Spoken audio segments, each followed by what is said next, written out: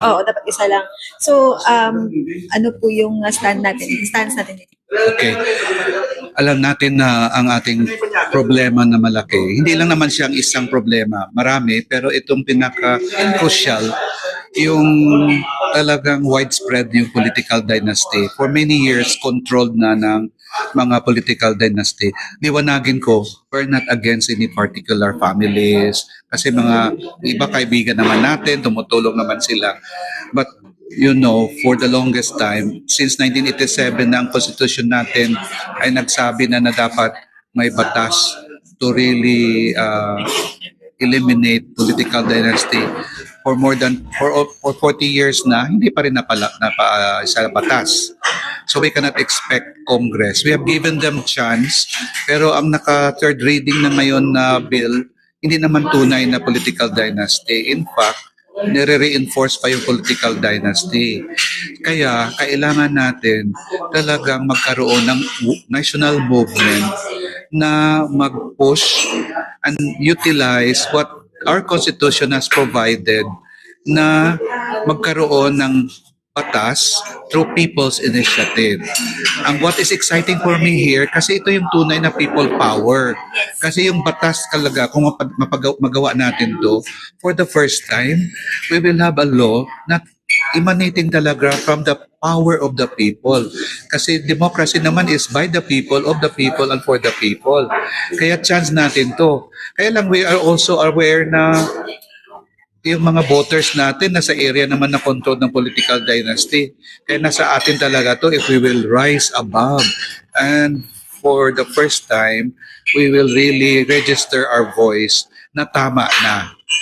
Talagang magkaroon na tayo ng bagong mga leaders. Gusto naman natin na lawakan ang democratic space natin. Mabigyan naman ng pagkakataon yung mga equally capable, kaya lang wala silang machinery, wala silang pera. Palagi naririnig ko, talo kami kasi wala kaming pera. Parang hindi maganda din yung nasa posisyon, ibig sabihin nun, nanalo lang dahil sa pera. Kaya ang dapat isa lang is a national movement to counteract this system of political dynasty. Kailangan talaga may organized din tayo na body. Dapat isa lang kasi dapat isa lang sa national, isa lang ang sa local. Up to the 4th degree. At saka dapat hindi successively and simultaneous. Kasi ang nangyayari ngayon, pwedeng pasahan from nanay to tatay to bata to auntie to first cousin. So dapat bawal up to first cousin, hindi pwede. At may cooling off period. So yun ang ating gustong mangyari. Bishop, para sa iyo ba maano natin, no? Makakamit natin? Hindi siya madali kasi over 100 years na to, nagiging kultura na. Pero hindi ibig sabihin na hindi madali kung sa atin pa is not so easy, but it is not impossible at the same time.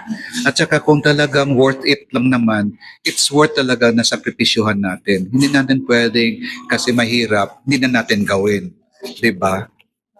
Mensahe po. Ano po? Mensahe niyo po. So sana pag magsimula na yung signature campaign natin sa Negros, sana yung Negros ang manguna. Ang required lang per voting district is 3%. Pero lampasan pa natin yung 3%. Gawin natin 10% or more. At saka sa overall sa national, dapat 10% lang ng voting population para makapa-referendum tayo. So, ang aking goal, ang aking talagang message is sana ipakita natin hindi lang yung minimum required. Ipakita natin talaga na overwhelmingly the Filipinos would like to end the political dynasty. Not for anything else na against tayo sa personalities. Kung di gusto lang natin na yung tunay na demokrasi. Oo. So, pag nakamit natin yung 10% for the national, okay na. Yes, parang 7.5 million voters yon na signature. Pero sana sobrahan pa natin dyan. Oo, kayanin natin. 'Di ba? So sana nga makuha natin to.